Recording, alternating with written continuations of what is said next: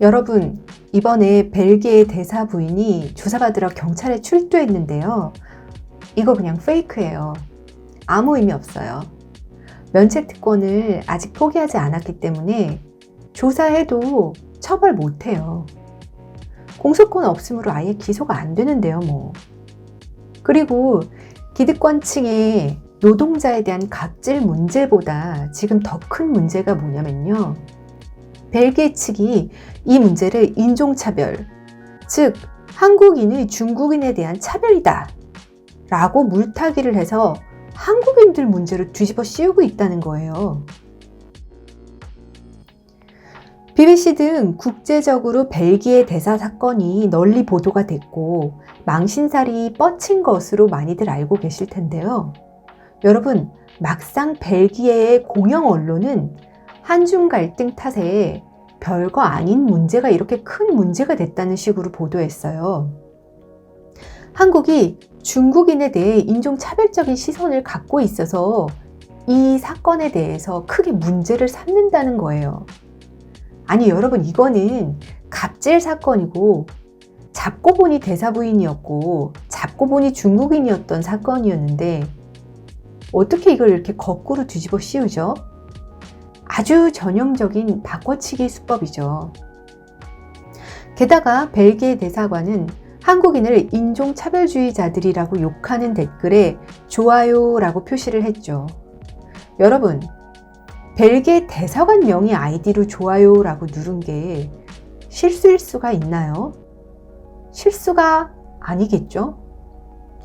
벨기에 대사관 명의 아이디였다면 그건 벨기에 대사관의 공식 입장이고 벨기에의 입장인 겁니다. 보세요. So many Korean crybabies. 한국 찡찡이 울보들 진짜 많네. 너의 한국인 인종차별주의자 motherfucker들이 중국인들한테 맞고 우는 걸 난 즐기면서 보고 있어. 이따위 글에다가 벨기에 대사관이 웃고 있는 이모지를 누른 거예요. 저는 진짜 눈을 의심했어요. 이럴 수가 있나요?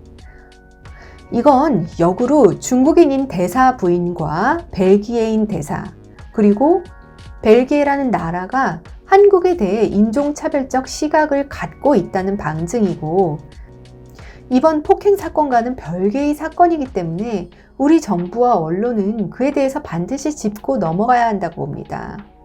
이 사건이 한국인들이 중국인에 대해 갖고 있는 인종차별적인 시각 때문이라고 했는데 벨기에의 입장을 말해달라라고 한국의 언론들이 나서야 되고 외교부가 벨기에 정부에 항의해야 되고 면책 특권 포기할 거냐 말 거냐 해결해라 이렇게 닥달을 해야 되는데 뭐 뒤로 어떻게 애를 쓰고 계시는지는 모르겠지만 오늘 오전 경찰에서 외교부 패싱하고 벨기에 대사관에 면책특권 포기하겠냐고 직접 질의했다고 하더라고요. 경찰도 참 수고가 많은 것 같아요. 통상 아니 조사받으러 나간다는 건 처벌받겠다는 거 아니야? 라고 생각하실 수 있잖아요. 그런데 면책특권 포기 의사는 명시적으로 이루어져야 돼요. 면책특권은 국가 주권 행사의 일부라서 포기하는 게 쉽지 않아요. 그러니까 개인의 권리가 아니고 국가의 권리인 거라서 포기 발표도 그 나라 국가 수장이나 외교부 장관선에서 발표하지 대사가 단독으로 결정할 수 있는 문제도 아니고요. 그래서 보통 국가의 위신이나 격 때문에 면책특권을 포기하는 일이 흔치는 않아요. 불미스러운 일이 발생하면 재빨리 대사를 본국으로 소환한 다음에 교체 발령을 하는 식으로 처리를 하는 경우가 많은데요. 벨기에가 지금 소환도 하지 않고 면책특권도 포기하지 않는다는 건 그냥 뭉개겠다는 거예요. 별거 잘못한 거 없다는 거죠. 지금 CCTV가 너무 딱 걸려서 정말 어쩔 수 없이 그 남편인 피터 레스쿠이의 대사가 성의 없게나마 사과라도 한 거지 CCTV 아니었으면 레스쿠이의 대사 부부의 태도를 봤을 때 그 정도 사과도 절대 못 받지 않았을까 싶어요. 지금 벨기에 대사관은 공식적인 인터뷰를 받지 않겠다고 딱 자르고 침묵하고 있는데요. 댓글 사건은 대사 부인 사건이랑 별개예요. 이건 벨기에가 한국에 대해서 인종차별적인 시각을 공식적으로 표명한 사건이고 모욕적인 사건이라서 별건으로 따져야 되는데 외교부가 뭘 하고 있는지 모르겠네요.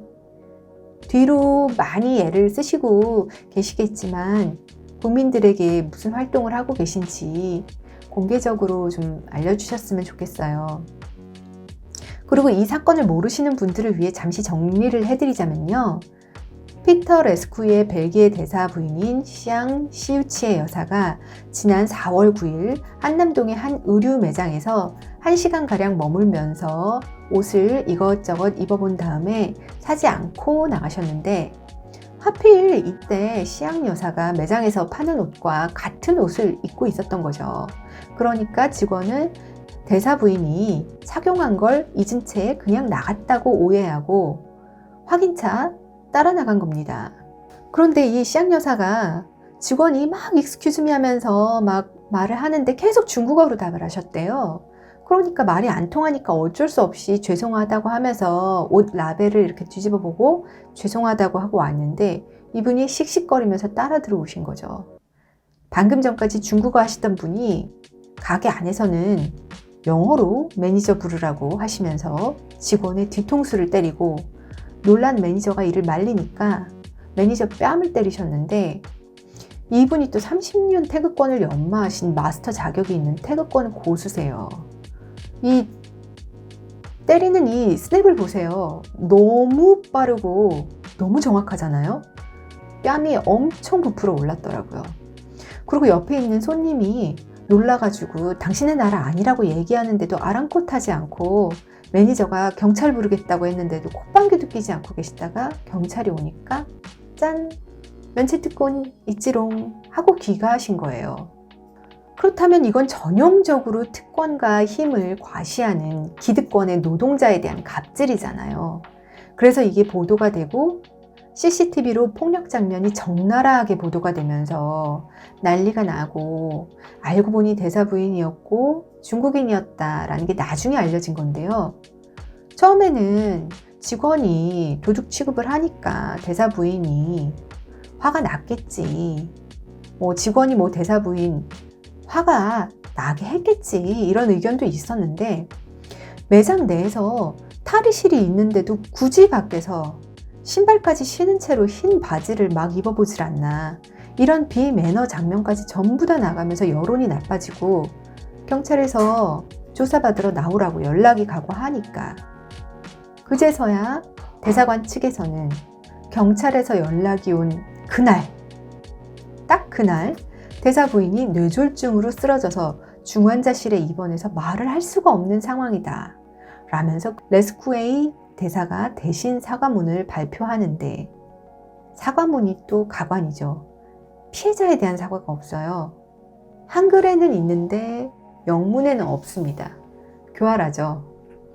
그리고 한글도 반말체인데요. 한국에 2018년도에 부임하셨는데 3년이나 계시면서 한국인들의 존댓말에 대한 문화를 모르실 리가 있나요? 물론 대사관 게시물을 보면 존칭으로 된 것도 있고 반말체로 된 것도 있고 섞여 있긴 해요. 하지만 이런 사과문은 마땅히 정중하게 발표해야 되고 반말체로 사과를 하면 우리 언어 문화에 비춰보면 니까짓 게 내가 사과까지 해야 돼? 라고 해석이 되잖아요. 이런 문화와 격식을 모른다면 대사로서 자격이 없죠. 몰랐을 거라고 생각도 안 하고요.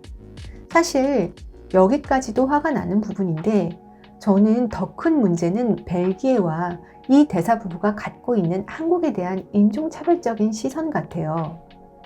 레스쿠이의 대사는 벨기에 외교가의 중국통이에요. 이력만 봐도 중국에서 오랫동안 공부했고 베이징에서 부인을 만나 결혼했고요. 중국에서 근무도 오래 했어요. 동부가 과장도 지내셨고요. 그렇다면 이런 분이 한국에 대해 이런 시선을 갖고 있다는 건 정말 더 문제예요. 반일 감정이라면 차라리 모르겠어요. 역사적인 문제니까. 그런데 반중, 반한 감정은 딱히 없었잖아요. 반한 감정은 사드 논의 때 본격적으로 생겨났고, 이는 중국 정부가 정치적으로 이용하고 있다고 보는 게 맞죠. 물론 이웃이니까 어느 정도 질투하는 것도 당연하고 중국인에 대한 기피도 있었지만 그건 인종차별이라기보다는 그들의 비매너 때문이죠.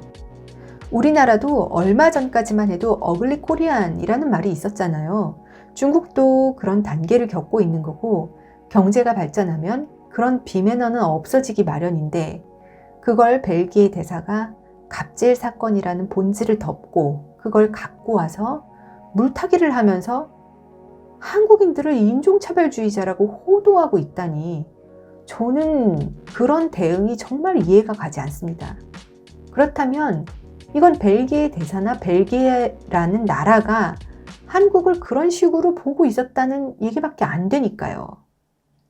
잠시 벨기에 공영방송 보시면요. 벨기에 공영방송 VRT에서 보도한 관련 기사를 가져와 봤습니다. 그렇게 예외적인 것은 아닙니다. 그러면서 그녀는 몇 년 전에 있었던 대한항공 CEO의 딸이 여성 직원을 때린 사건을 회상했다. 이에 덧붙여 한국에서는 사람들이 경제적, 정치적 또는 이번 사건처럼 외교적 권력의 지위를 이용해 일반 시민들을 얕보거나 이기려 드는 다른 사례들이 있다. 그리고 또 하나, 바로 중국 이슈도 무시할 수 없다. 데스마일 씨에 따르면 벨기에 대사의 아내가 중국에 뿌리를 두고 있다는 사실도 한국인들의 분노에 중요한 역할을 한다고 말한다. 물론 레스쿠이의 대사나 벨기에에게 한국보다야 중국이 훨씬 더 큰 교역국이고 외교 상대겠죠. 한 나라의 대사가 없는 갈등을 만들어서 양국을 이간질하는 것도 아니고 지금 뭐 하시는 건지. 그리고 그렇게 얘기하는 자체가 그들이 한국에 대해서 또 노동자에 대해서 인종차별적인, 권위적인 사고방식을 갖고 있다는 게 아닌가요? 도대체 한국이란 나라를 어떻게 생각하고 있으면 저렇게 행동하겠어요? 대사 부인도 베이징 출신으로 명문대를 나와서 벨기에 유엔기구에서 4년이나 근무하신 엘리트세요. 그분이 무슨 무식한 시골 아낙네나 중국에서만 살아서 선진국의 매너를 익힐 기회가 없었던 그런 분이 아니에요. 그냥 한국 사람과 한국을 좀 낮잡아 본 게 아닌가 싶어요. 저는 부인 때문에 레스쿠이의 대사 속 터지겠네 이런 댓글도 봤는데 저는 아니라고 봐요. 부창부수라고 인종차별적인 시각과 기득권으로서의 오만함을 가진 부부라고 보이고 그게 벨기에 정부의 고위직 외교관의 시선이라는 거 그리고 대사관 아이디로 표현이 됐다는 거 그걸로 이 사건을 물타기하고 한국인들의 문제로 뒤집어 씌우기를 시전하고 있다는 거 이런 일련의 모든 일이 다 문제라고 생각하고 조용히 지나가서는 안 되는 문제라고 저는 봐요.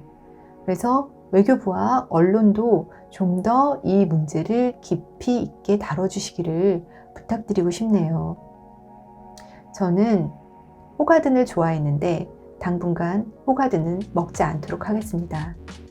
지금까지 시청해주셔서 정말 감사드리고 재밌으셨다면 구독, 좋아요 부탁드립니다.